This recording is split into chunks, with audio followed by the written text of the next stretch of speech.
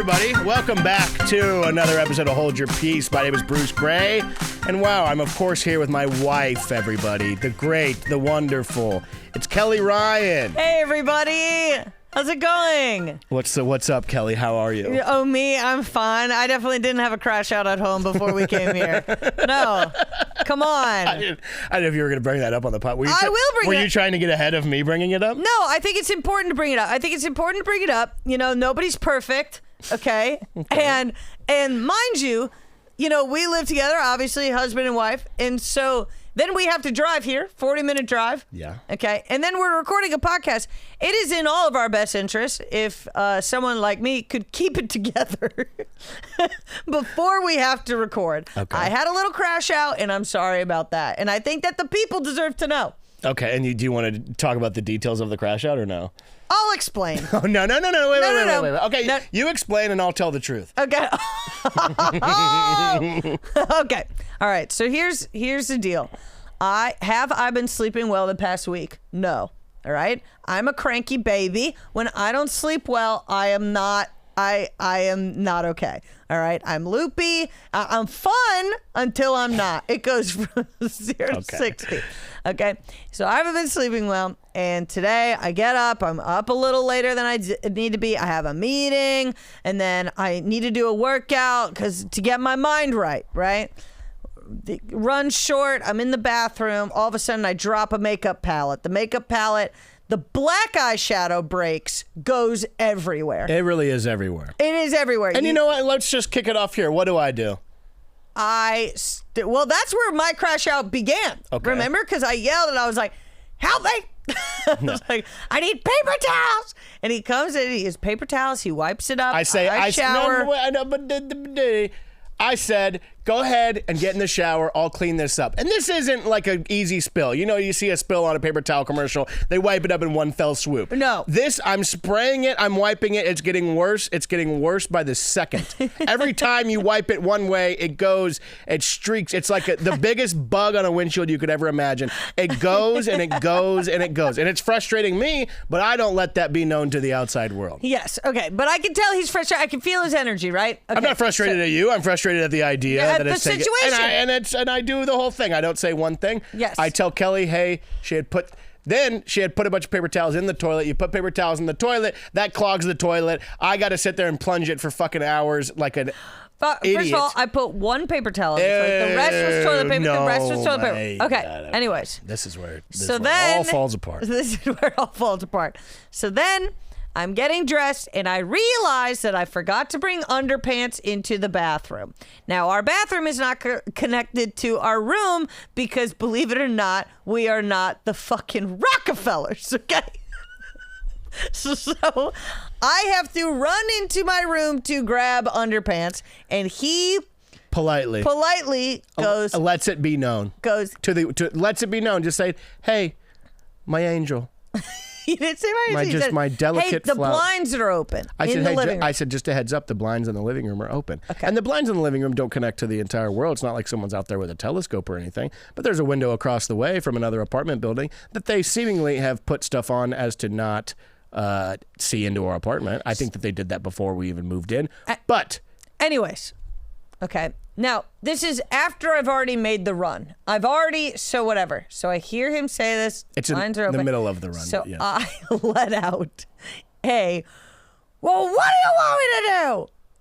And then what did you do after that? I slammed the bathroom door. Slammed the bathroom door. Well, because I didn't want anyone from the blinds to see me. Like you care. So I slammed the bathroom door. It wasn't my best moment. And when I explode, I get really embarrassed and I'm really upset. Speaking of a theme of the podcast today with Kristin, our lovely guest, we talk about what qualifies as an embarrassing act and what doesn't.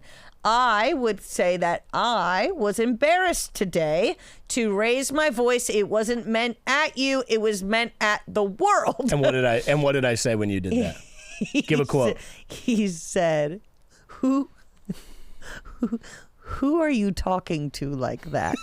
And then I said... And then I shat myself. And then I said what? I said, that's no way to talk to people. That's no one. And he is completely correct. I know I'm completely correct. I know you're completely correct. And I don't know shout to you. I don't shout at anybody. The thing is that I have this issue where when I'm very stressed, I bottle, and I don't know when the bottle's gonna explode. I don't know what angle it's gonna come out at. It could come out in traffic. I have no idea. And unfortunately, it came out before this podcast. But I would say that you treated me with nothing but touch me kindness ever again. and respect afterwards, and I really appreciate that. Well, that's because I'm smart enough to. I left.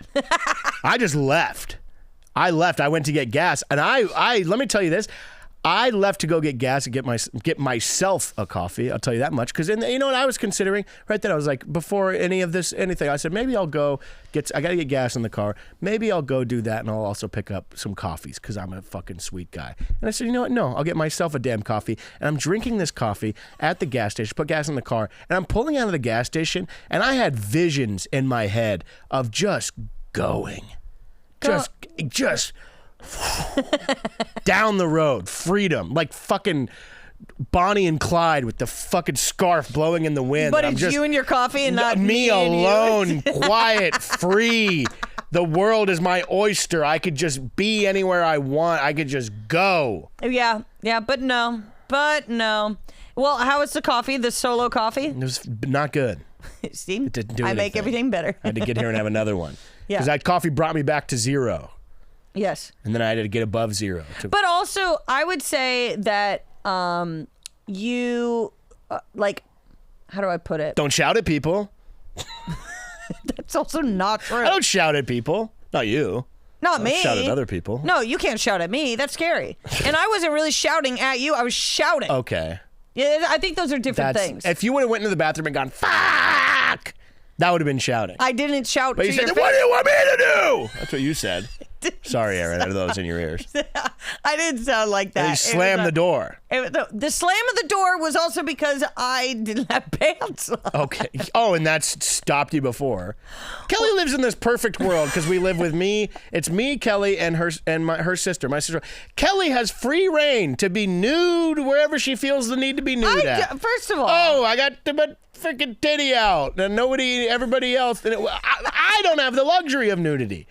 Allie doesn't have the luxury of nudity, but you fall in this in-between world where the luxury of nudity falls right into your hands. Well, when she moves out, you'll have the luxury.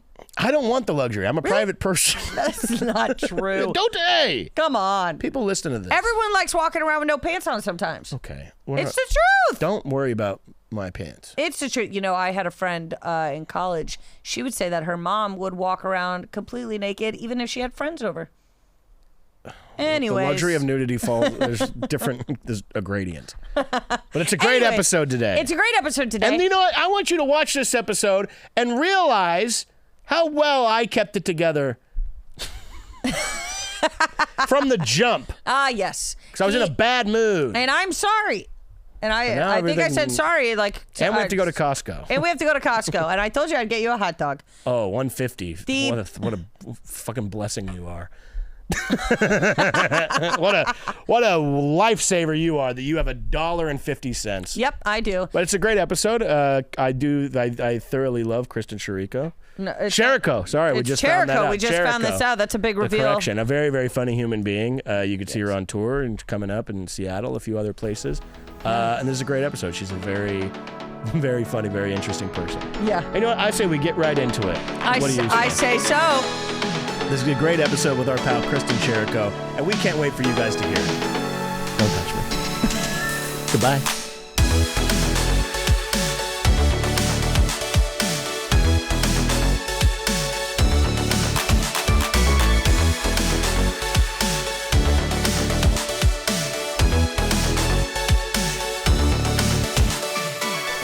The hat has a weird shape, would you say? No. It's a little tiny. No. It just feels small. It feels small in the front. I don't know. I don't mean to negate the premise of what you're saying, but no. That's just the entire podcast. Anything? Well, what do you think? No, not at all. Actually, no, not one for podcasting, really. Kind of a waste I can't remember of the time. Diet Coke. Yeah, very I fucking tiny. hate you guys. We are here. We're at the beautiful All Things Comedy studio in Burbank. Shout out to it. We got the AC, having AC issue. The whole city is falling apart. Okay? Yeah, we're down bad. There's we're down a big bad. fire. I had to drive through it 4 times this weekend. 5 if you count the game, I guess. I don't know. Was going up and down the freaking 10.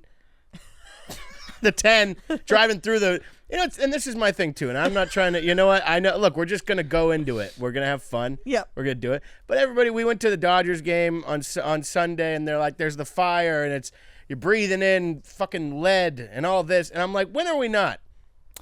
It's just, at this point, I'm over the idea, we're always, the air is bad. It's poison. This is how Fallout began. That's what. Please welcome our guest, everybody, the wonderful Kristin Chirico.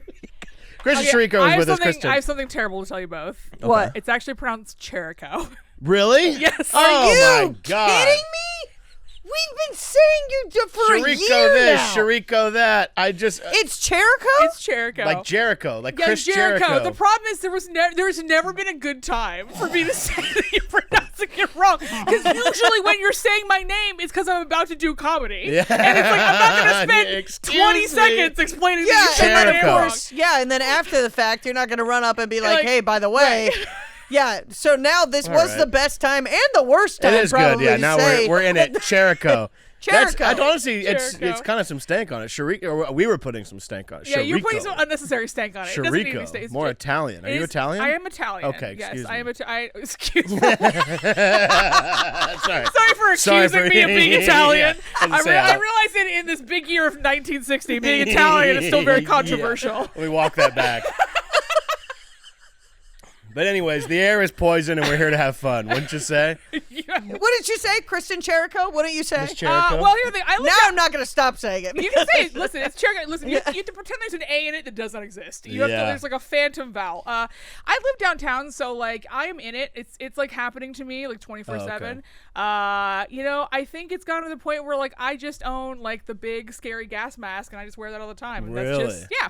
I feel like downtown you can get away with wearing something like that at any time of the year, and nobody would even. Oh, I Yeah. will wear that on airplanes. If someone next to me is sick, I will put on the big gas mask. Yeah. I have absolutely no shame. I'm not getting sick. I love that. I love that. were- And if people find it to be dramatic, then that's their fucking We fault. were just in San Francisco, and shout out to the people who drive cars. I guess I don't know. Whatever. There was a guy. Our driver from the airport to our hotel was coughing in a way that I can only describe as like prehistoric. It was out of control. I've never heard a cough like this, and it seemed as though he was on his last legs. Yeah, and I got real bad germ issues. So when something like that happens, I'm rolling down the window. I'm like, I can't even look Yeah. at this guy because I'm gonna get angry. Yeah, I can't remain calm if I know that the person right near me is sick and doing nothing about it. Yeah. It was really. I agree with you. I get very upset. Yeah. I get it's distressing. I don't care. Listen, you don't know my name. I can embarrass myself in front of you. What are you gonna do? Oh yeah. Also, have you ever heard that theory that embarrassment isn't a real thing? Interesting. As in, it's like a human. Like it's animal. You're saying animals don't get embarrassed. literally we've kind of come up with it based on our ego alone, but really there's no sense in ever being embarrassed about anything. Yeah, I would say I half agree with that. Because All right. no, you should be embarrassed. Like, And what's your subway take? Okay, no, I'm saying you shouldn't be embarrassed about little things you do. But if there's somebody like kind of almost like in the way of a Sebastian Maniscalco type of way, where you go, "Aren't you embarrassed?" That's the type of thing you should be embarrassed about. I think the people who should be embarrassed aren't embarrassed enough. That's perfect. I think that's the problem. I think that embarrassment exists only for people who should be less embarrassed. Yes. And it doesn't exist for people who should always be embarrassed. Yes, I'm trying to think of like some kind of social faux pas as to what's up. What are you doing? I could feel a tickle in my nose. You do have a booger in your left nostril. I do. Do you really? I know That's I was gonna not tell you on the podcast because I was gonna wait. It wasn't the biggest issue, whatever. I don't think. I have to go and this fix is it. Okay. This is a good Kelly, time I'm to talk about embarrassment, I guess. All right, we're not cutting this out either. We're just going. Kelly, I'm sorry. I'm less attuned to your holes. I'm really sorry. I'm pretty tapped in as far as you're going all the way to the back. Where are you going? Go, just go. What? Okay. Welcome back to the Kristin and Bruce show. It's Kirsten. Am I doing that wrong too? It's Kristin. Kristin Chirico. Everybody, okay, we're having fun. We can do. I don't what. In the meantime, I guess how was your drive over here? Oh yeah, you had some studio kerfuffles. I literally, we're starting this podcast late Doesn't because matter. I know it doesn't matter, but it matters to me because in my mind I was like, I'm gonna get here 20 minutes early. I'm gonna be so fucking early. Yeah. I'm gonna be the most early an adult has ever been. But the problem with being an adult is that you're also a human. So Yes. it's I went to the wrong podcast studio. This is a good example of embarrassment though. You shouldn't be embarrassed that you went to the wrong podcast studio. That's a good thing to not be embarrassed about. But I'm trying to think, what's like a social faux pas somebody should be embarrassed about? I would say having a booger in your nose on the podcast. no. You know when you're sitting there and you can feel one fall. Yeah. You can feel one become. Oh, that's the thing. I'm not embarrassed. That's what I'm saying. Because that's what Like I felt. geologically? Yeah. That's what I felt. I felt movement here, and I have huge nostrils. Tectonic Okay, plate. so I felt it. I don't think you do. Well, thank you. Wow. But you know what? Thank Wow, that's a I huge dunked that compliment. one so well, and you fished it out of the basket. You were like, you're not getting 2 points today. You're wrong. Fuck you.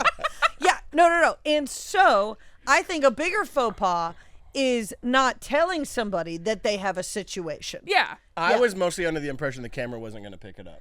But I'll talk about embarrassment here. I'm not embarrassed to pick my nose in public. You should be. Okay, so now I'm the villain. See, well, You should. Well, because here's the thing. What are you doing with your hands after that? Putting them, touching. literally wherever Ding you dong, are. ding ding ding ding. I'm I touching can buttons. promise you that. Yeah. Yeah, What? there's. What? What do you mean what? Putting them everywhere? Well, no, I've seen you do it. Okay. What are you talking about? That's like one of the things of like dating or being married to a straight man is you have to know that their hands are, odds are, not disgusting. as clean. I wash my hands. You wash Disgusting. your hands after Not the always. bathroom and everything. You know what? I think about it and I even get anxiety about it of like when I'm in public or I get off the plane or something and then I go and I like go to maybe eat something. So I'm like, oh, fuck me. I should have washed my hands. No. But then I just, Ooh. but I feel stronger because of it. I'm stronger because I'm breathing in the lead. Being married to a straight man is like going to a petting zoo, okay? Adorable. But bring hand sanitizer. Yeah, see, this is adorable phrase, very funny. You're I think messier than me. Me? Okay, no. There's a difference between. There's we're a back. difference, I would argue, between messy and dirty. Yes. Okay. Messy is the Clutter. Clutter, Yep. yeah. Yep. Objects. Yes. Dirty. Things. Emotional attachments to things. Yes. Okay. Yes. Dirty, or you know what he does that is crazy to me that it does not bother him. Like if we're walking on a street and there's trash on the ground, he'll just step on it. Yeah. I'm a man. I own this To land. defeat it? I own this land. I own this land. You're stepping on trash on the street. Yeah. I was whenever I see trash on the street, I'm like, you avoid anything that's not the sidewalk. That's an ecosystem that has nothing to do with you. I will also say I'm not in tune with it. I don't most of the time I'm not even seeing it because I'm looking up because I'm trying to protect my woman from the outside world. Welcome to the podcast, everybody. I feel like you're gonna say certain things just to drive her crazy on this It's episode. 2 against 1. No, because you know what you know exactly what she'll be like. Jesus Christ! Well, I'm trying to create entertainment, and I'm also defending myself because I'm in a hostile environment at the moment. I feel like you're creating this hostile environment. Yeah, I know. Yeah, maybe. That's welcome to my life. Whatever. I'm mostly stressed because we have to go to Costco after this. Why? Because I like Costco, but the stress of leading up to going. We is all a lot. like Costco. It's not Costco's fault that Costco is bad. Yes. I'll tell you what we're out of, and then What are you? I'll tell you what we're out of, and you This tell is- me now if this there's is any way podcasting. around this.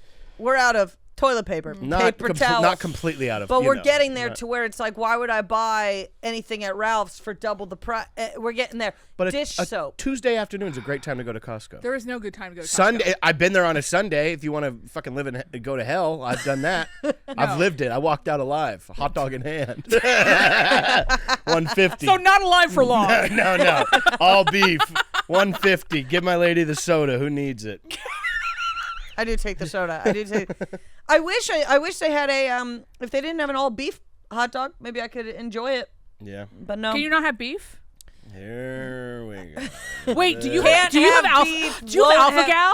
What is this? Do you know what alpha gal is? It's not. Is that No. not an allergy? But it's like No, it is- a not disposition, but you like. No, it don't- is an allergy. Oh, okay. No, Is it an allergy to beef? no. So there's a tick called the Lone Star tick, which Oh. transmits a virus called alpha gal. Which I'm not. You know what? You're gonna post this later, Yeah. and then 50 people are gonna be like, "You're explaining this the worst thing Or could leave it to possibly be Kristin explained." to have an alpha Explain- gal tick. Anyway, but like it basically gives you a mammal allergy, and Oh like my 500,000 people in the United States have it. We're like, I Wow. know this is why you don't go camping, because you Good can point. get bit by a tick and then not have beef anymore.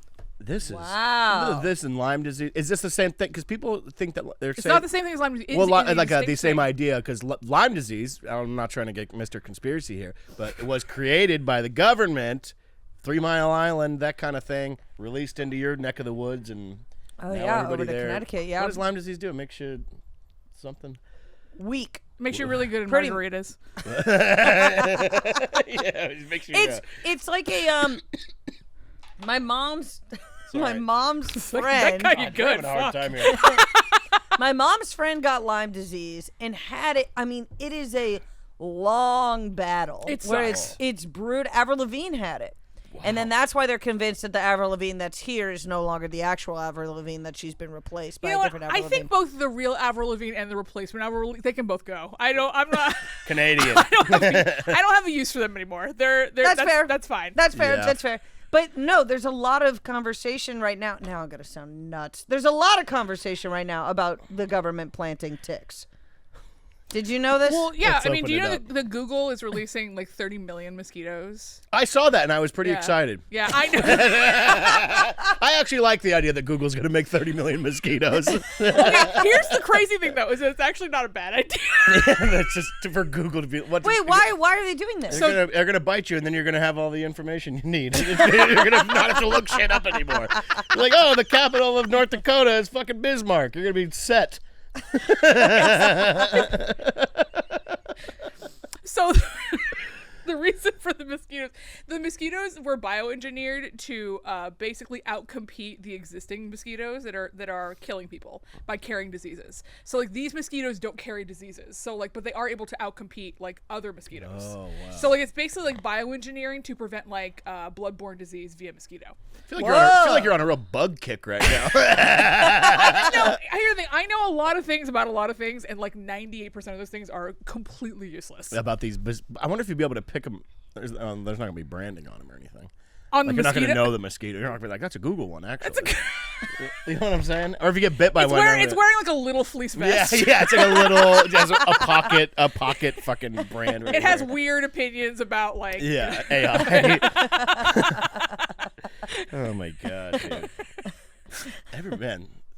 I'm just everything's pretty scary right now. I'm so locked.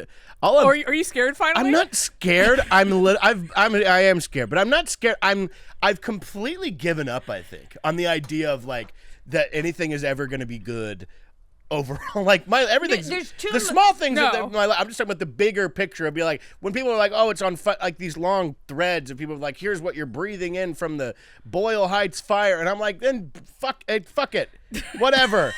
I'm breathing it in. No, it's just everything kills you. That's Yeah. basically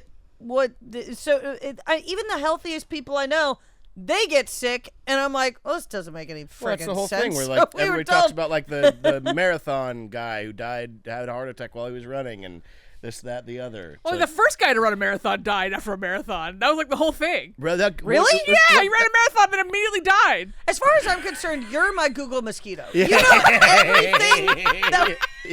That's the title of the episode. Kristin Chirico is a Google mosquito. Oh my god! Yeah, I will bet you, and you will know something about the CIA you don't want to know. All right, well, I could just get We're gonna into ask normal few questions? things here, and normal stuff. Yeah, Hey, we did have normal You have questions. some normal questions to ask me. Do a few things here. Kristin, where are you from? Oh my god! Okay, here's the thing. I was born in A lab. Bioengineered by Google. Sorry, go ahead. I was born in a lab. I'm a bad. Yeah. I was born in suburban Chicago, and then I moved to suburban Atlanta, and then I moved to suburban Houston, and then I moved to suburban Dallas, and then I moved back to suburban Chicago, and then I went to college. Never the city center. It's very No. Oh no, never the good parts. Only the verdant places. What was just did your dad work a lot? He worked a lot. He worked a lot. Was not particularly concerned with like establishing a home. And then we moved back to Chicago because he wanted to be close to his siblings when I was a teenager. So it's like people ask me where I'm from, and I'm like Chicago, but like that's not true. Yeah, it feels like it's honestly like. Is it like a weird thing when people are like, "Oh, you're from Chicago"? Then name 5 Chicago pizza places. Like, I was like, I don't care. Yeah, like I'm not from there. Like I was born there. Like, I'm just giving you that answer. I'm just giving the answer because like it's a thing people ask each other. No, it drives me insane. Where do your parents live in Chicago now? No, my mom lives in suburban Chicago. My dad lives in Montana. Whoa, really? Yes. Do you like Montana or no? I love Montana's beautiful. We're Montana heads. I love Montana. Montana's beautiful. Yeah. Where at in Montana? Missoula. Oh, gotcha. The suburbs of Missoula, Montana. It's, yeah. He lives. I mean, his house is beautiful. He lives like up in the mountains, and I'm just like, wow, this is. I know, it's so nice. I know. I'm just like, it drives me insane that I can't be there all the time. I have to be here. I have to breathe on the fire. I got to get bit by the Google bugs. I think about that all the time. Whenever I fly to Seattle, I'm just like, wow, how cool it would be. I know. Yeah. To see trees. That's it's funny because I really do love Los Angeles, but I am constantly thinking about not living here. Only in this, not in like a sense of like I want to move or I have this grand idea of whatever. I think it's mostly just like if show business wasn't a thing or if comedy, whatever, anything of like what it would actually look like. And we've talked about it a bunch that if we weren't doing showbiz stuff, the only city I would choose to live in is San Francisco. San Francisco? Oh my God. And love city center, no suburban. What? You don't like it? What? Can you tell me why you like it? It's I think it's the perfect city. Why? Beautiful. Size-wise, I really like it. It's easy to get around. Everything. And the food. I love the food. Great. Everything, the nature of it, the outside, the park, the this, the that. No one building is the same as the next one. You can't go down one street without someone screaming. And I, you didn't get that here. I scream a lot. Yeah, but it's compact. It's good. It's so funny that you. So wait, would you consider San Francisco to be the best city in the continental United States? In your opinion? No, I don't. No, I don't think that. I'm just saying where I would live, but I wouldn't. I love New York. I wouldn't want to live there. I actually saw that on a T-shirt one time. I love New York. Yeah. I think San Francisco. I've gotten in this argument with people as far as quote unquote great America. It's a great American city. If you're talking great American cities, New York, Philadelphia, Chicago, San Francisco, this, that, the other. I would choose to live there because I'm from California and I wouldn't want to leave California, but I don't think I'd want to stay. I do love the weather up there too. Yeah, the weather up there is better. Yeah. It's absolutely better. I don't know. Maybe it's because every time I'm up there, I have like a weird experience. Every time I'm up there, something happens to me where I'm like, I wish this was over. Yeah. And like I think that like either it's like a weird show or like a weird boyfriend or like just something weird is happening. Yeah. I think like my brain just permanently associates San Francisco with like. Yeah, you have to have to have a good experience there, and then you have to go out of your way to have a good experience. But I also might have gotten bit by one of those Google bugs and it's trying to get me back to home base. So there are a lot of people that hate San Francisco, though. Uh-huh. Like people are really, I hate it. Yeah, no, a lot of much. people hate it. They're like, why would I want to live where it's up and down, the hills and the people, the tech industry, the AI, I understand not liking it. I think that you and I just have had so many good, positive experiences there. Yeah. That kind of overrides. The hills, I could do without the hills. I was thinking about this, though, about moving around a lot. Because you changed, if you're moving around, you're changing schools constantly, all the time. Did you come up with because being new at a school is a fucking nightmare. Yeah. Did you have like a system that you figured out where it made it better, or were you just seat of your pants the entire time? I was just really good. You just have to. You learn how to make friends really fast. Yeah. You learn how to make friends really fast. You learn that like there kind of just isn't time to be like shy at all. Kind of. You kind of just have to start saying hi to people and like you have to play your odds. Yeah. Like you have to go. In fact, it's funny because like I actually am really good at chugging water because like when I was a kid. something like very traumatic happened to me where I had to have like a surgery, and it involved having a lot of ultrasounds. And during that time, you had to drink a lot of water before you had an ultrasound, and so I got really good at chugging water really fast. Wow. And the kids loved So it. you'd be at school and be like, you're on a table. The kids were like, yeah. listen, if you want to impress a bunch of 13-year-olds, chug a bottle of water in 4 seconds. They are into it. Like, Yeah, that's so fun. So- So that's part of your system is Yeah. chug water fast. Like, new kids got it. she's gonna be gone for a month because of something horrible. Yeah. Did you, so like, where was your primary high school experience? So I went to high school in 2 different states. So Okay. I went to high school in suburban Dallas Okay. and in Plano, Texas. Ooh. Yeesh. Yike, I know. And then I also went to high school in Naperville, Illinois. All right. Oh yeah. Like just the big dogs of people you don't want to meet when they move out to Los Angeles or New York. Yeah. Like- Yeah. No, really. From people from neighborhood. Oh yeah, like exactly. Yeah, I mean I'm sure you've met people from those cities before. Oh, yeah. Yeah. Definitely Plano. Definitely. I mean, all those Dallas suburbs. Yes. I know them very well. I mean, Yes. the Chicago suburbs, just because I'm less familiar with it, all run together in my head. That's but fine. it's always, I know the type of person you're talking about. Yeah. Yeah. It's the type of person where like they are the biggest dog in their fish pond and they move out here and they're like, Yeah. Yeah. I have to grow creatively. Time and to it's chug water. Now or never. listen, you learn I feel like always being the new kid and always being like a little bit weird, you learn how to get people to like you really fast. And like Yeah. a lot of that is just not talking too much. Yeah. Yeah. But like kind of picking and choosing your exact. Yes. Yeah. That's what kind of my idea of like this system of like there's more of a like precision to it of like, all right, square one, we're back, don't know anybody, let me get in here. Yeah. It's honestly sounds like a prison thing almost where it's like. No, it is. Yeah, literally. Yeah, It's- you have to make everybody laugh on the first day or else you're fucked. Yeah. Yeah. Yeah. Oh my God. Yeah, it's terrible. Yeah, I only had to change schools once in like 5th grade, and even that wasn't a nightmare. But it was like, I mean, it's obviously go to a different high school and there's new people, but like the idea of just seeing like when somebody new would come into like high school, it'd be like, damn, that fucking sucks. It's a big ass school, and where do you even start? Yeah. Yeah. Really?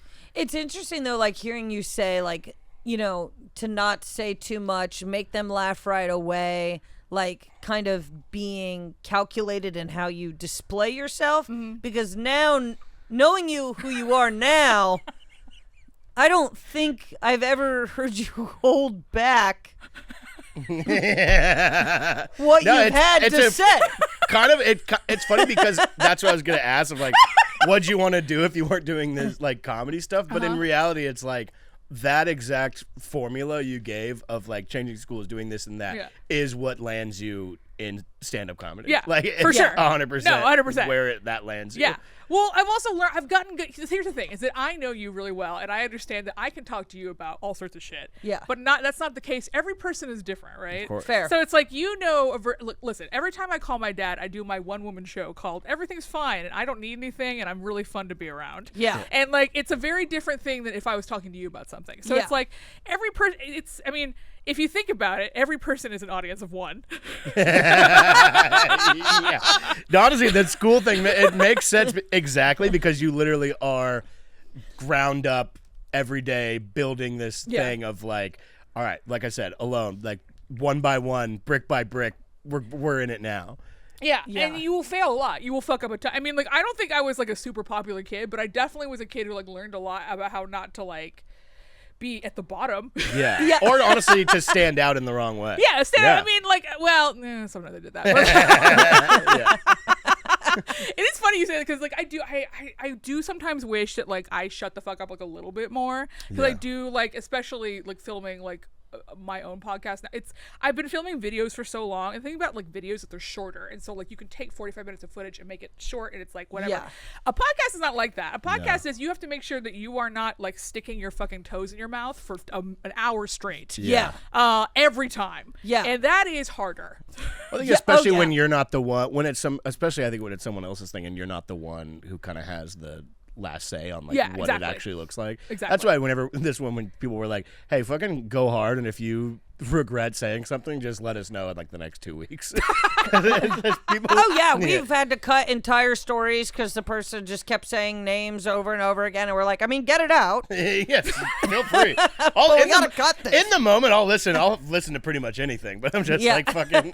What stories do I have to tell? I have no idea. Are you? Would you say? Because I know that you will like stand up for yourself, and you are not afraid to speak your mind. Yeah. Confrontation overall.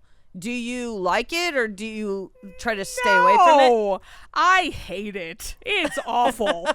No, like, listen, I mean, I think that's also the other part of when you move around a lot is that like you get used to just slamming the door. Yeah. Just slamming it to being like, no, like I'm done now. I'm not going to engage with this. I'm done now. Like I've definitely done that. Like I've definitely had to. I mean, I think like one of the things about comedy that like really I was not ready for and that I've had to get used to is that like sometimes you have to say I'm done now to people. Yeah.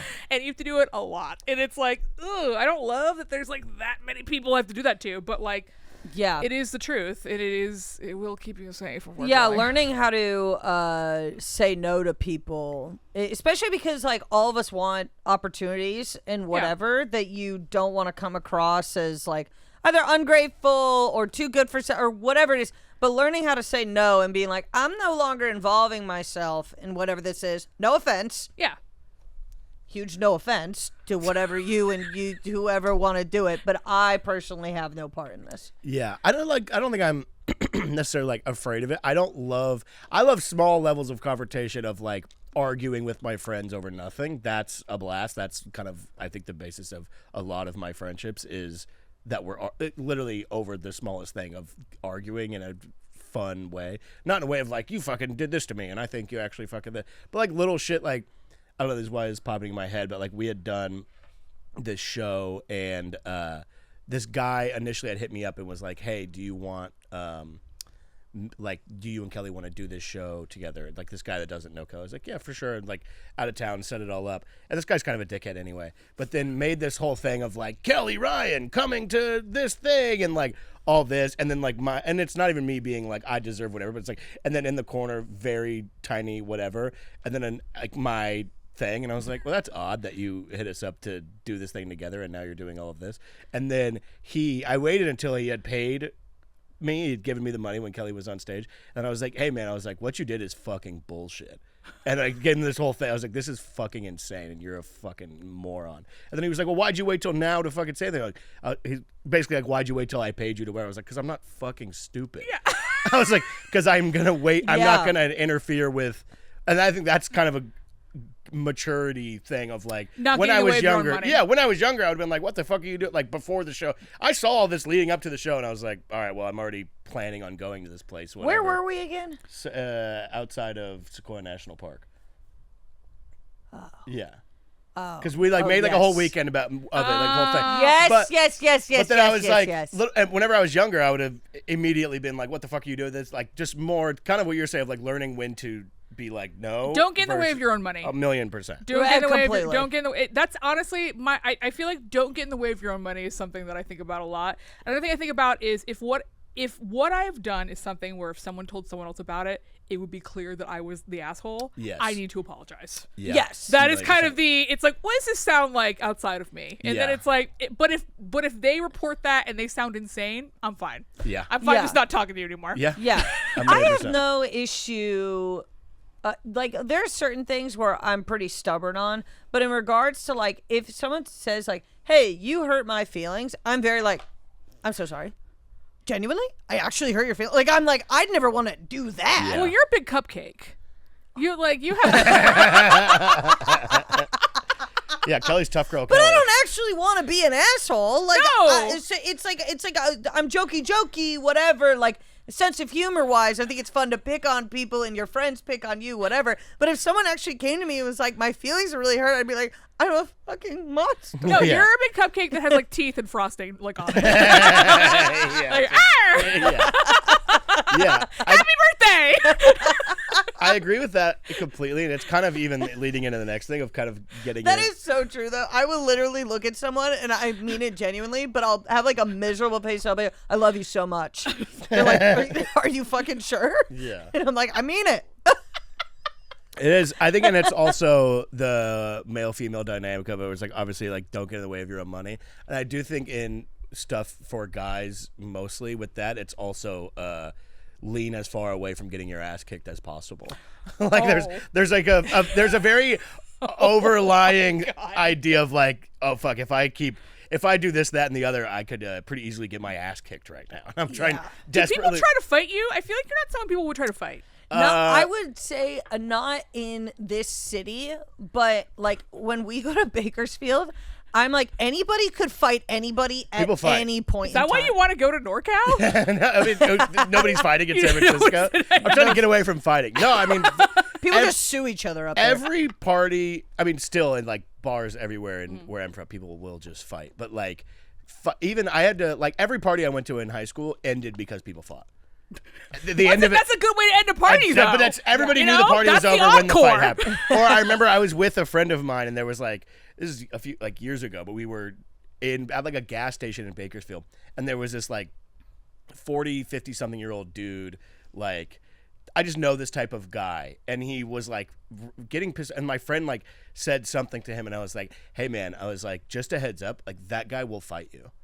Like, that guy has no issue coming over here, and even if he probably knows he'll lose, he will still fight you. I was like, so let's just steer away from talking to a lot of strangers. de-escalation. Let's steer away from talking to strangers like that. That is also a lot of comedy, is de-escalation. Yeah. It's fight management. Yeah. I think that like in a lot of like women relationships, it's like, okay, I might have an issue with this person. I don't know if I do. They're ignoring me. They're whatever. But you are certain, you're like, I know they're talking shit, and to who? Yeah. Like, that's like always a level of it. Like, there's no falling out between women, I feel like, where someone else isn't hearing about it. Yeah. It's so much of it. You know what's so crazy is that I've fallen out with people and we've stayed friends on Instagram. It's only when like I have to really hate you and be willing to stand on business about it to block you. Yeah. If you're someone I'm going to see socially. Oh yeah. Oh. Blocking is, we can't be blocking people. Blocking is if it is well deserved, sure. But like, I know people that'll block people over nothing. Yeah. Oh no, that's too that's obvious. a last resort. It's too obvious. Yeah. No. You mute people, or you do the button where it makes them unfollow you and you unfollow them. Yeah, you soft block them. Whatever that button is. You block them, unblock them. Yeah. Then like no. Blocking is like it's a I'm willing to confront you about this in a parking lot. Yeah. You might have noticed I've blocked you. If you can meet me at the Vaughn's parking lot, behind the Vaughn. If you could go to the Red Box and get a DVD. Meet me at the Red Box. Yeah, I have to get a DVD and I will see you. Oh my God, there are probably people that have gotten their ass absolutely whooped outside of a Red Box. Oh, for sure. Yeah. Yeah. I'm going to go as far as saying I've seen somebody get in a fight, not while they're getting a DVD, but the Red Box has come into play where they're like, somebody bumps into the Red Box while they're fighting. Yeah, where like it's a load-bearing Red Box. It's they're not like holding cheaper by the dozen while they're getting their ass beat. Yeah. Oh, come on, man. I got to return that. But like, as far as confrontation goes, like, let's say, just as small as like with a stranger, like. Do you ever argue with a stranger? No. If somebody cuts you in line, if somebody cuts you in a line, do you say anything? No. You don't say the lines back. God. You don't say the lines back here. No. What? No. I would no. You just let it go. No. Wow. I absolutely. Do you look at anybody? Do you and give anyone a look of like, yes, for sure. Oh, for sure. Yeah. Oh, yeah. I'm making friends with everyone else but you. Yeah. This is, oh my God. Yeah. I'm definitely. Somebody's making a scene. Somebody's doing something. You go up next in line, talk to the person at the counter, be like, geez, huh? Some people. Listen, I've done this before, but if someone does something shitty, I will not say anything, but I will make friends with every other person in that line. Yeah. And be like, And be like, we're all in this together. This horrible thing happened to us as a collective. Yeah. Mm-hmm. We're bonded permanently. Yeah. You know what you would have done in the olden days then? The olden days. Someone would have pissed off the group or whatever, and you would have been like, I don't know. I don't think they should get back on the wagon. I don't know. Here's the thing. My people were not on the wagon. Oh, yeah. Perhaps your people were on the wagon, That's so funny. but mine were not. That is true. That is true. What was the Native American? The Trail of Tears. What we're talking about? No, I know what the. I don't know. I'm trying to complete. I'm very curious where this is going. Yeah, let's hear it. I was thinking the first mode of transportation. Feet.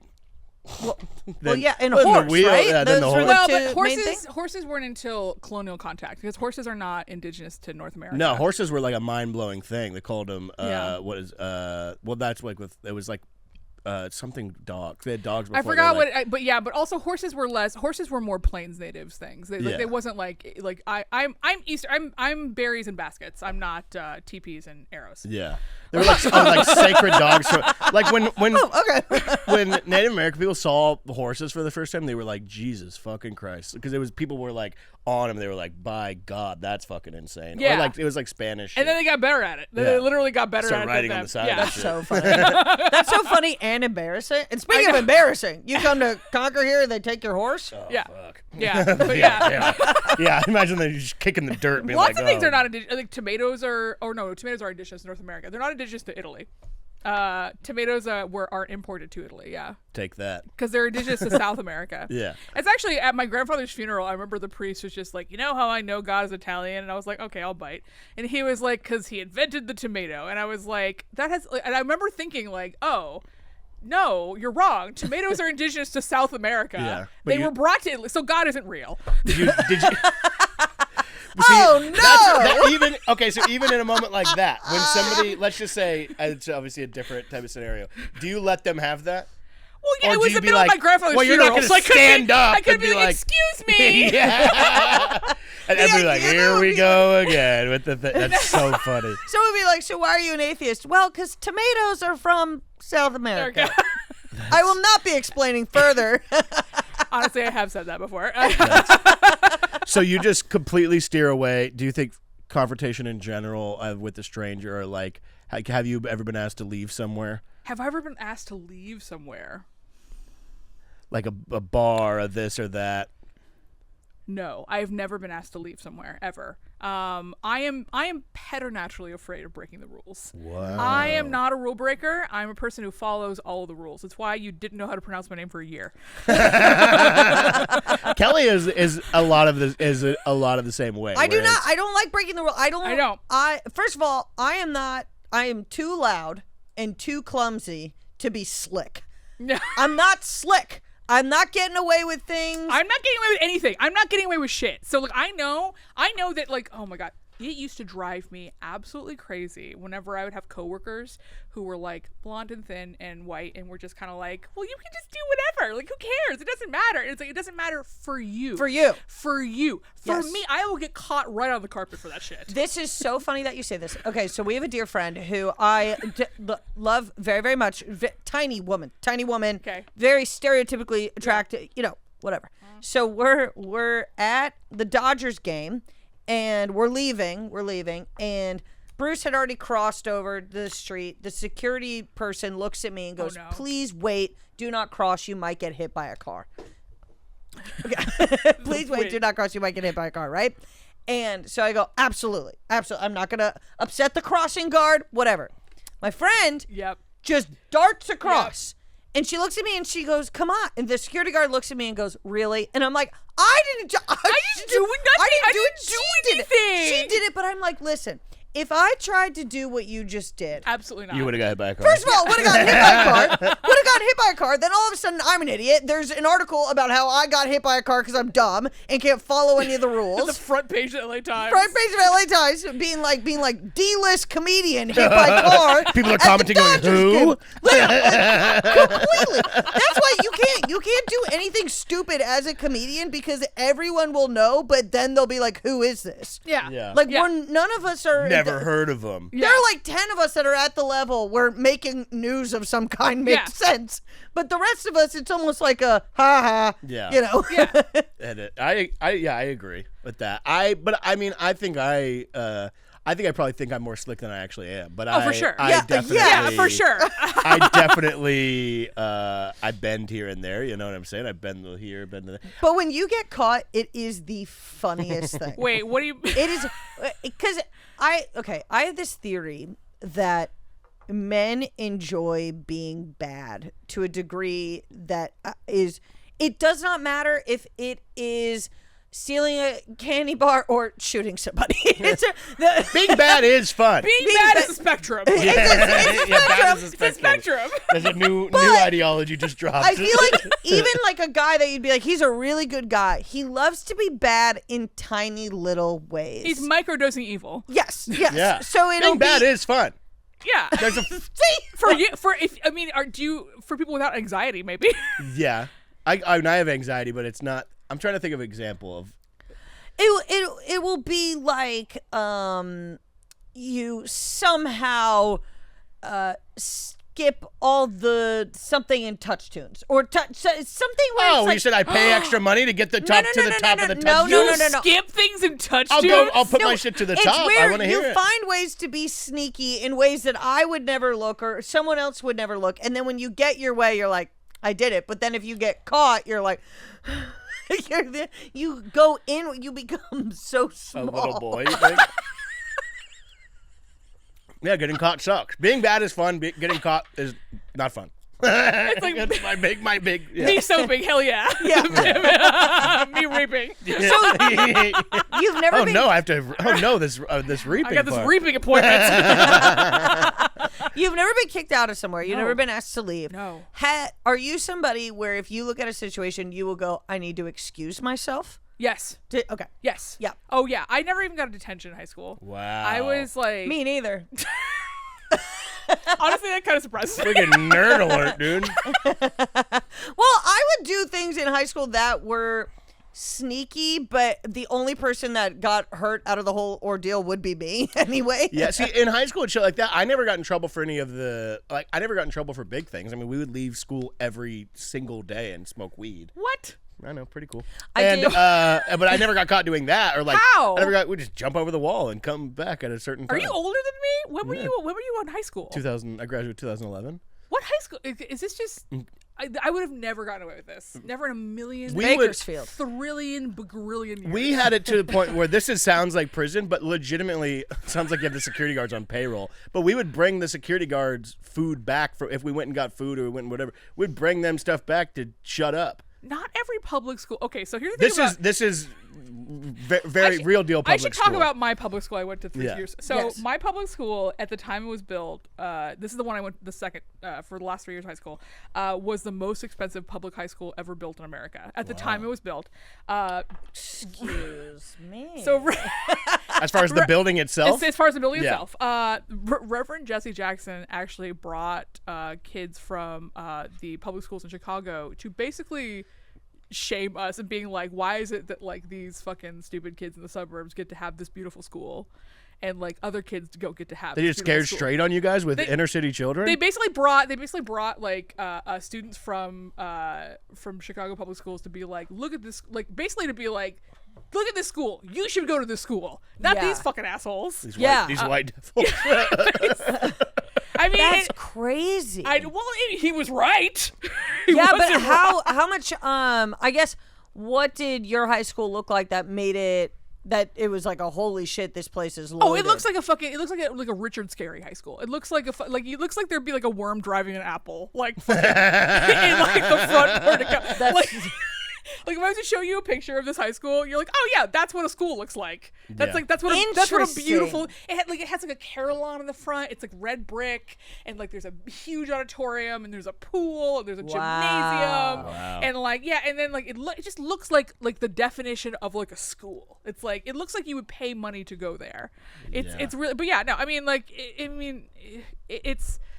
I don't even know why I'm talking about this, but I think that this is not a school where you could bribe the security guards. Right. Where the security guards weren't down so bad that they would take Jack in the Box as where payment. when I gave my parking pass to someone else because I totaled my car, it was a whole thing. I had to clear it through several people. I couldn't just give my parking pass to someone else. I had to make sure that the fucking everyone in the fucking office knew who my parking pass was going. This was not like Nothing was relaxed. This is not a fun day at the movies. So it was a public school, but private school energy. Oh, big private school energy. Very big private school energy. Extremely so. Yes, absolutely. I went to private school for 2 years in high school, and how'd you get kicked out? I did not. You know what? I did not get kicked out. I looked at my parents. I said, "Listen, this is gonna be hell, no matter what." Oh wow! Oh, there it is. Wow. Yeah, that's it. I love that. Literally looks fake. Yeah. No, if I was an inner city student, I would have gone to that school and fought you guys when I saw it, probably. Yeah, that looks crazy. Yeah, that's what it looks like. That's so funny. Wow. Yeah, the flagpole is so douchey. With all due respect. I don't care. I'm never going back to the city. If I go back to the city, it's because someone has killed me and dragged my body back there. Drag, not even flown in with an American flag over the casket. Like, thank you. No, the public school. So basically, Allie and I both went to the same high school. Allie, my twin sister, for those of you who don't know. We both went to the same high school, private high school, because we were getting bullied so bad in middle school because we had back braces. It was a situation. Wait, you both had back braces? You didn't know this? You both. Yes, we both had back braces. We had to wear them for 22 hours a day. I'm so sorry. A lot of stuff has been. You can't be a twin. That's a great point. That's where Kelly's like, oh yeah, people were mean to us or whatever. It's like, well, yeah, you were the twins with back braces. Oh yeah. No, it was brutal. Brutal. I've had back braces, leg braces, teeth braces. Teeth braces. Oh my god. I know. I can't believe I'm fucking walking around out here. Anybody all my bones, teeth, everything's fucked up. Anybody who didn't bully you should have gotten like an award in front of the school. Give it up. These two people right here, they were nice to the Ryan twins. Well, and I have to be honest, also at the same time, Matrix twins. It didn't help anything. It didn't help that Allie always had potential to be cool, and I just really brought us right down. You brought down the batting average. Oh yeah, I was so mentally just not good. Like, just I was a dork. I also had germ issues. Listen, we've never gotten tested for certain things, but I think based on the way that society now, I would have been tested for a lot of like neurodivergent things that I now am like catching up on. Of like, yeah. The good news is that you can still be. You're not dead yet, so you can actually still be evaluated for those things. Yeah, I guess I could, but I had problems with like eating sounds. Like if someone, same, I would like yell at them at the lunch table, and Allie'd be like, "Here we fucking go!" And we got kicked out of our lunch table because I wouldn't stop telling this one bitch to eat with her mouth closed. It drove me insane. She had braces and she was eating with her mouth open, and food would literally fall out of her mouth. And I'm like, "You're disgusting." So I was like, "I'm so sorry. Can you please shut your mouth while you eat?" So you got bullied for being annoying, basically. Yeah, I was an asshole, and I had a back brace. So when you get I'm not saying I didn't deserve it. When you get kicked out of the lunch table, where do you go? You're gonna hate what I'm about to say. Oh, the bathroom. Oh, I wish. Bathroom? I wish Where I went to did the you bathroom. go? I think the bathroom is last resort. Allie and I got freaking launched out of this table, but they and had to go to the peanut allergy table. Oh man. Okay, where were they happy to have you? I think so, because it was like, well, gang's all here. Like, this is us. Power in numbers. But then this is how. Okay, what I'm about to say, I'm sorry. Let me just preface that. Okay. We were so low on the totem pole of tables that there was a girl that was heavily disabled, and she would put stuff in my food. Oh, you were getting clowned on by everybody. You were getting clowned on by by everybody. You were, oh everybody. my. So what? She's doing it, and then she's doing like Well, no, and fucking then I would donuts be in the like, wheelchair. Well, Is it no, and then stunting I on would you? say, I would go, did you just put trash in my drink, in my food? And people would be like, wow, really? You're getting mad at her because whatever. I'm like, and then she would look at me in a way of like, got your ass. Honestly, that's hilarious. That's a good bit. Just take off on you. No, a great bit. it was God, yeah, it's good for her. I know, Honestly, right? yeah, let's get her on the Incredible. podcast. no, and even so, she's like messaged me since I've been out here to be like, hope you're doing well, and I'm like, listen, You know what you did, and you're trying to you make turned it. me into this. I was like, Do you think your parents ever saw the two of you in back braces and were tempted to like scoop you up like two dogs wearing harnesses? You're fighting at the dog you park. know what? I don't know if that ever crossed their mind, but I'll next Get a time I big see him, magnet. I'll ask. I'll go, hey, my friend Kristin was wondering if you ever thought about picking us up like we were in coyote vests. So we get bullied, whatever. We go to this high school. Allie could have definitely thrived. And then I developed my germ thing. So then I'm like the worst of the worst. And I told my parents, I go, listen, this is going to be bad no matter what. I think you cut the cost and you send me back to public school. Oh, that's how the story started. Yes, that's how I ended up in private school because I was getting bullied so bad. But then it was kind of like, well, if I'm going to get, either way, we lose. So you might as well just put me in the public school. Allie stayed at private school. The second I left, she got so fucking popular. Wow. Oh my God. Had all these friends. Even now, to this day, all of our friends from high school are just her friends from high school. That's so sad. Oh, don't worry. I had my fun in public school, even though I didn't really have a lot of friends. Like, they had me do the announcements every day. Cool. And so I was doing the Snapple fact of the day, and I just started making them all up and lying. And because I got tired of the ones that were on the thing, I just kept reading off the same list of Snapple facts. So I was like, let me give my own a shot. Whatever. Why not? But then my high school English teacher was like, I love your Snapple facts. And I was like, oh my God, thank you so much. And he goes, no, I tell them to my 7-year-old daughter. No. And then she brings them to her class. So there's like generation of kids. Misinformation. Of misinformation. I'm the so original. You're AI. Yes, I'm the original. Isn't that crazy? That is insane. I know. Well, listen, facts are there. So there used to be this, Disney used to put out this magazine called Disney Adventures. In the back of Disney Adventures, they would have all these facts. And one of the facts and one of the issues was you actually can't sneeze with your eyes closed. Which isn't true, by the way. Or you can't sneeze without closing your eyes, rather. Like if you sneeze, like your eyes will automatically close. Yeah. And I thought this was true for so long. I was terrified to drive because I thought I would sneeze and I would end up closing my eyes and I would crash the car. I didn't find out this wasn't true until like college. I'm just now picturing. You saw someone do it and you were like, I'm picturing you now doing the water chugging thing at the new school and be like, hey, everyone, check this out. And then sneezing with your eyes wide open, be like, whoa. New kid is odd. Chugs the water and sneezes with her eyes open. Listen, the last time I moved, I did eat in the bathroom for a little while. It was not, I was out of practice. I hadn't moved in a while, so like I had to update. You're out of practice, yeah. To fix the You chug the water and they're like, whatever. Like, You're we're like, 15. oh, shit. Oh, God, okay. Yeah, let me regroup. I'm going to come back stronger. With drugs. Yeah, now I got a big idea. what is the, what's the smallest thing in your life that makes you angry? The smallest thing in my life that makes me angry? Yeah, like people not putting down the toilet seat. I don't know. I'm thinking of the smallest thing in my life that makes me angry. Okay. I'm trying not to be. We're gonna zoom in on your hands right there. Yeah, just a squeeze, yeah.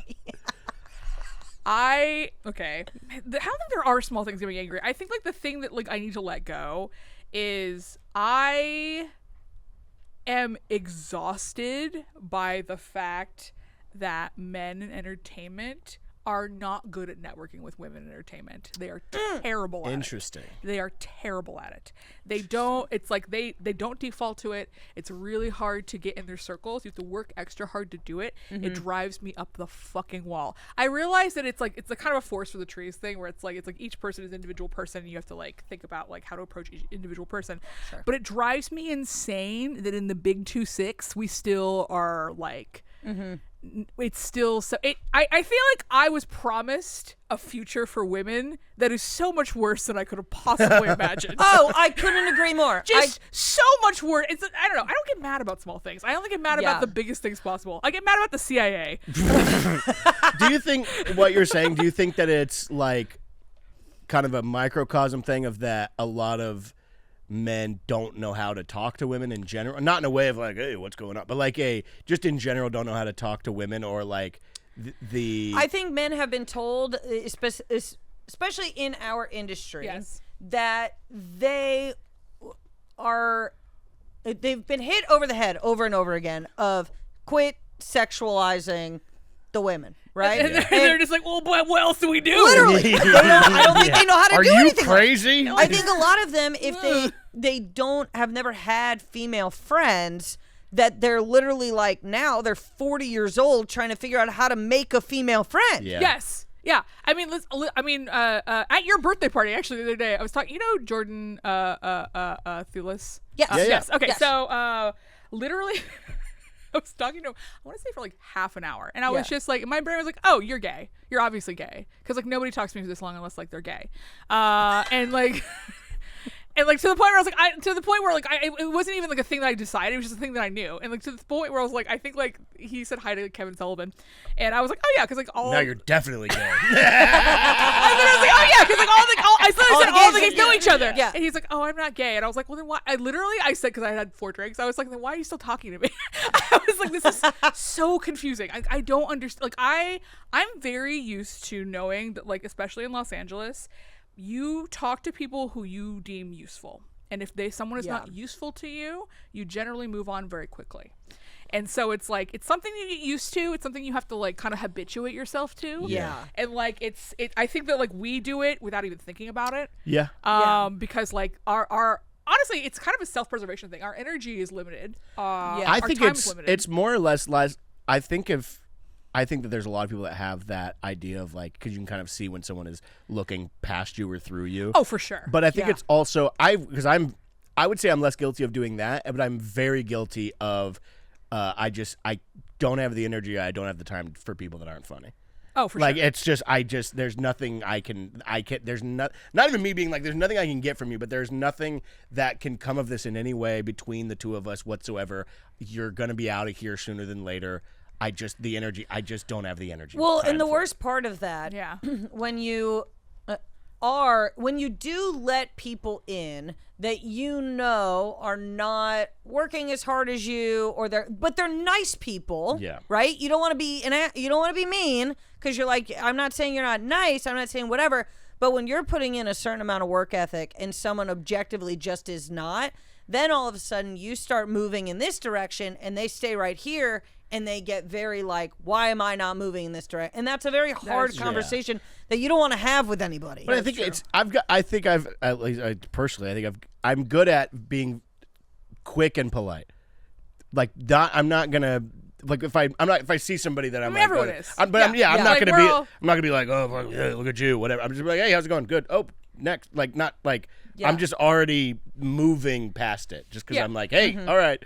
I think the thing that's hard is that like I understand that any situation I walk into, especially in comedy, I have to try so much harder. And like maybe not now, maybe not because I'm a little bit more into it, and like it's not like I can't walk into a space and be like, hi, I'm more famous than like basically all of you. Yeah. Right. Because like 1, no one likes that, and 2, it doesn't matter. So it's like the only cards I have to play are basically invalid. So like I have, and I think like that's, but like, and I imagine how hard it is for people who like don't have those cards to play. Yeah. Well, it's like, but even those people, where it's to this day, this happens all the time, where there's plenty of people that I would say even like very like big comedians, famous people, this, that, the other, that I'm around, and they're nice to me, but I could tell they treat me in a certain way because they haven't seen me do comedy. and that's a very normal thing. Where in my head, I'm like, oh yeah, that guy, I'll talk to that guy here and there. But I know in my head that eventually he'll see me do comedy. They'll see me do comedy, and they'll be like, "Oh, and they will just immediately be nicer to me." Yes, and that's because it's happened a million times, yes. and I do the same thing. Yes. It's not. Yeah. I'm very much guilty of it. I know, same. And the thing is like as much as it irritates me, it's like I do the same thing now. Yeah, it's like of course. the thing that I'm mad about is the thing that I do all the time. Yeah. Where I'm like, oh, actually, I only have like a finite amount of energy to spend, and I have to like be really conservative about it. And like it's like, well, then when does it stop? And it's like, Right. I mean, this just happened to me. Because I had gone home to see my parents, and the guy who runs the comedy club there is a good friend of mine. I was just like, kind of last minute, I was like, hey, dude, I'm going to be in town. If you have anything, let me know. And he was like, oh, if you want to feature on the show. And I'm not friends with him. It's the director of Super Troopers, Jay. He's a very long last name. He's in Super Troopers, Indian guy with the mustache. Yes. And he's a very nice guy. And he's Yeah. a funny guy. But I go to the club, and my friend's like, oh, yeah, I'll introduce you to him. And then I went in the green room. And I just know the energy of a headlining comedian that's like, I fucking drove here. I'm kind of just tired. I already did one show, this. And he's kind of short. And I'm like, all right, cool. Like, I can pick up on this very easily. Yeah. And I'm like, all right, dude, I'm going to do 20 minutes. And then I'm going to do 20 minutes. I'm not going to do crowd work. It'll be good. Yeah. I'll see you. Yeah. And then after my set, I went back and I was just in the back, and he was there, and he was very nice and talkative. Yeah. But that's the way Yes, it is. that is how it goes. Yes. Yeah. But I've been doing it long enough to where I'm not in the green room before, but like, oh, dude, I love your fucking movies. Just like literally, I pick up on it immediately, and I'm like, I'm getting the fuck out of this green room right now. Yeah. Because the vibe is harsh, but I would be creating the same harsh vibe as if I was in your position. Yeah. Because you have no idea who I am. No. Also, that's if fine. I traveled to a club and I'm headlining and I traveled that day and I'm in that, I've maybe had 45 minutes at the hotel. I get to the venue and then someone comes in and I've never seen them do comedy. They're asking a million questions. That it's not that I don't want to talk to them. It's just everything leading up to that moment. I'm exhausted already, and I have to go on. So I need whatever hour or whatever before this to chill out. And then you can ask me a million questions. Yeah, I think that's so fun. I feel like that's something I've had to learn really fast that I don't think I realized, because I think in my mind I'm like, I want everyone to be happy. I don't want anyone to be mad at me. I want to be liked by every person I see, and then we all eat little gumdrops. And like, I think it's like really, it's hard. Like now that I'm touring, now that I'm doing more headlining shows, it's hard to kind of understand that like actually, if I'm doing 4 shows in one night, I do not have the energy to make everybody happy. Yeah. Everyone needs to kind of leave me the fuck alone. And that's where it comes in, where people will be like, oh, this person's a diva, or that kind of. Honestly, there's famous, even it's like, obviously this isn't the position I'm in, but even when people are like have gone so far, and it's like, I know people are like Ellen this, Ellen that, and people like that, but we'll put out a thing where it's like, do not talk to me, do not look at me, please. It's not them being like, I'm so high above you that you don't deserve to look at me. It's like, my life has become living hell because I am working 20 hours a day. Of course, I get a lot of money, but any extra energy I put out there will ruin my day. Yeah. I'm also going to need a little more. If you're going to make and I'm not necessarily talking about the Ellen situation, but in general, I'm going to need you for there to be a little more of a problem than someone being mean. You can't cancel people for being mean. Yeah, it's like I get there's some people so are many some people are rude, and that's a conversation that you can have with them. Yeah. But I think canceling should remain for certain things. Yeah, I think rudeness absent marginalization. It's like, okay, so you just didn't vibe with someone, so someone was just short with you. It's like, I've also had it where I'm like, oh shit, maybe someone thinks I'm mean just because they caught me at a bad time and like I was busy and I didn't mean to. You know what I mean? I know this actually drives me crazy. It's like, if before a show, do not talk to me. Just don't talk to me. Like I can't, like, I mean, unless I have started talking to you first and I truly don't care, then like it's fine. But like if we don't start with me talking to you, do not start that conversation. After the show, boy, we're gonna fucking yuck it up for like hours. Oh yeah, but like, I mean, you're mentally preparing for what you have to do, and like some people can chatty Cathy the entire, like Argus is at the store. Great example. When I am, because often like I'll be first and then I bring him up. He's the second person. And I have to know that when I get there, he will be ready to have a conversation with me. Sure. So I have to prepare whatever mentally before I show up, because I know that he likes to talk beforehand. Yeah. And I'm like, I don't want to harsh the vibes by being like, hey, I got to work on this, whatever. So it's knowing that helps. Like when you have seen the lineup and you're like, okay, I know who I'm going to be in the green room with. Mm-hmm. But when you get in the green room and it's like people you don't know and they want to do the whole, let's introduce ourselves, talk about where we're from. I'm like, we can't talk about where we're from because I'm doing a new bit on 9/11 and like I need to.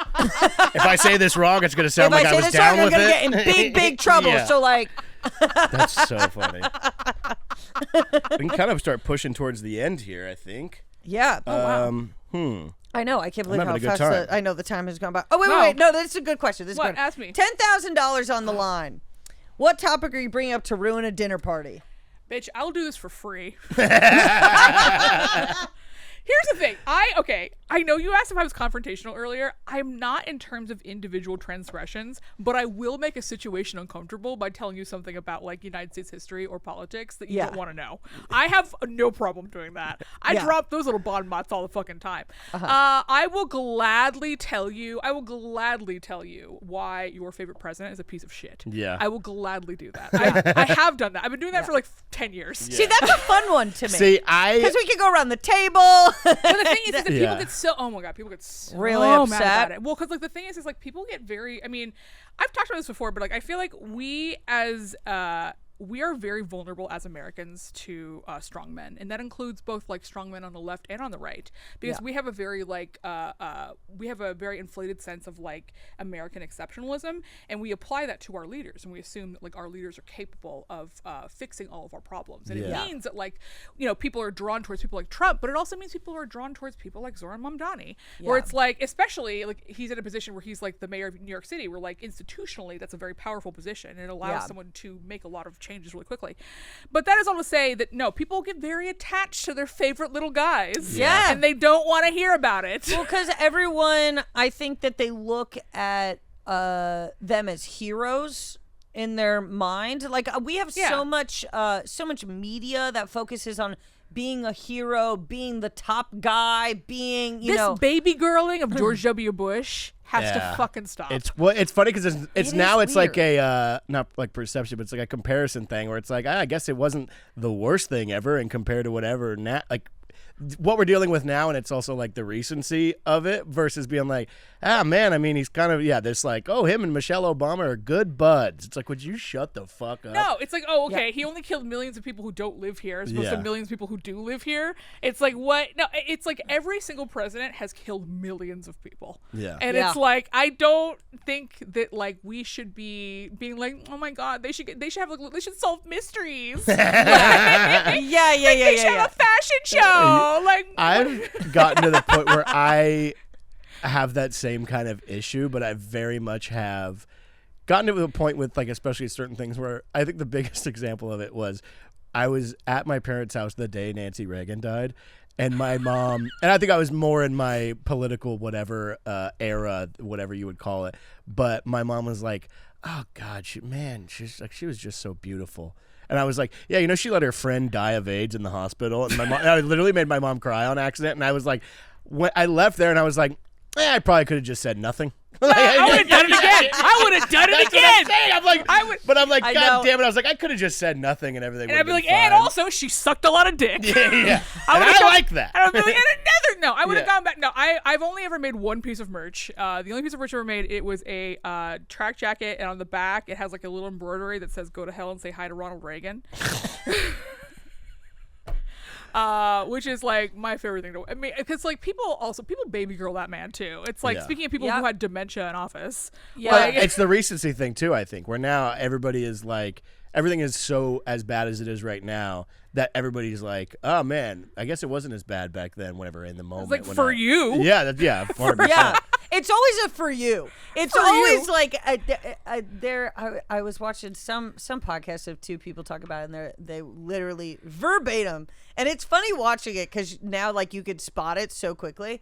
But someone being like, well, they've never been racist to me, and I'm like, just say that out loud and then cut the clip and post that clip. Yeah. Like this feels like a joke. Like, I was like, I thought we're now all on the same page of like, if it's a for me thing, that it's not good. I've seen people do that too, where like people are piling on somebody and be like, oh yeah, it's like and it's not whatever, but like a woman being like defending some guy and being like, oh well, yeah, well he actually did this for me, and be like, hey, it's because he wanted to have sex with you. Yeah. Like, it's like, hey, I have bad news. Hey, I don't know what else to tell you, but he was attempting to court you in some this one was way or not another. Nice. Yeah. Out of the goodness of his it was out of the goodness of his balls. Out of the goodness of his ball. We can let's We like to end on a positive note. Fine. Okay. Yeah. We like to end on a bit of a negative, positive. bunch of negative Nancy's. I'll over set here. up. Yes. So when you were a child, what was your dream birthday party? My dream birthday party as a child. Oh man. I would say I really wanted to go to Disney World for my birthday because I saw that like rich children did that. Yeah. Just, or like, they did it once on like Full House or something. Yeah, exactly. And it was like the height of luxury, or I feel like it happened a lot like with like on TV shows that were set like in Southern California because it's like right there. Like I didn't understand that Disneyland and Disney World were two different things. I thought they were all just like one sort of mega conglomerate that sort of floated from place to place. And so I was like, I really want to have like a birthday party at Disneyland. And then I think what happened was that got wedged into my brain, and then I just kind of overdid it for most of my 30s. I basically just did that for every birthday of my 30s. went to Were you a Disneyland? Disney I went diehard? I was a Disney adult. I did retire. Wow. I did. That's huge. I was priced out. Yeah, but I was not. You're like a baseball player who can't hit home runs anymore. I You're got like, the yips. You finally returned your ears. Honestly, Yeah. I did kind of get, because what happened was I was drunk at Disneyland. I was like, you know what, this isn't working for me anymore, and that's why I decided to take a stand-up class. That is hell on earth. Basically, it was 1 p.m. I was like, you know what, I could be drunk at 1 p.m. in a different context. Yeah. I do. Admittedly, I love Disney to this day. I have a great time whenever I go. I very rarely go, but when you go, you're kind of like, man. Yeah, they're doing it. It's obviously great. You just can't go every day and make it a whole thing. And people were like, something off. No, it's also very expensive. Yeah. Yeah. So expensive. It's super expensive. I know. I had to retire because also people were finding out about it, and it was like, Yeah. Once it became stigmatized, yeah. I couldn't go to Disney in peace. Yeah. This is what we like to end on here. Okay. This is kind of if everything goes away. Let's say the Boyle Heights fire takes over the whole world. No, I'm kidding. Like if everything goes away, no entertainment, no this, and money's not an issue, what is like you think your day to day, or like what would make you happy? Like location, activity, job, even like what would it be? You think? oh man, if everything went away, if I didn't have like a father to attempt to impress and fail at, Overall, everything, you're 100% living for you. I would go and I would live in Vermont, and I would rescue dogs, and I would eat oysters. That's right. I thought you were saying, and I would eat them.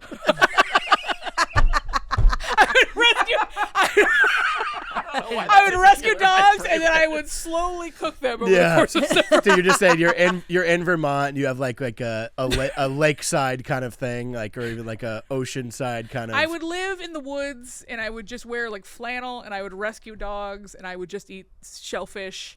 And I don't know, maybe I'd teach history. I don't know. I talk a lot about that. I feel like if I had like a brain that wasn't like completely broken, I would absolutely teach history. If I had you as a history teacher, I feel like it would have changed. Like, history, so much of it relies on the passionate storytelling. So when you have a history teacher that's just like, you need to remember the exact date. Yeah, that's where it gets And the boring. exact, it's like, well, but I don't care about the story. You want to hear me be like, you know, the CIA, America's in-house crime family? Yeah.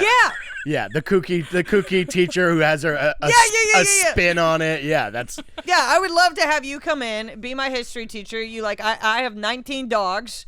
Whatever, your hair is. Every day you walk in, your hair's a mess. Yeah, this is what I care about. You have like leaves in your hair, and you're like. Yeah, I mean, I do that now. Like, Yeah. give me 10 minutes. You'll get the leaves outside. Yeah. That sounds like a good move. You're a big oyster gal.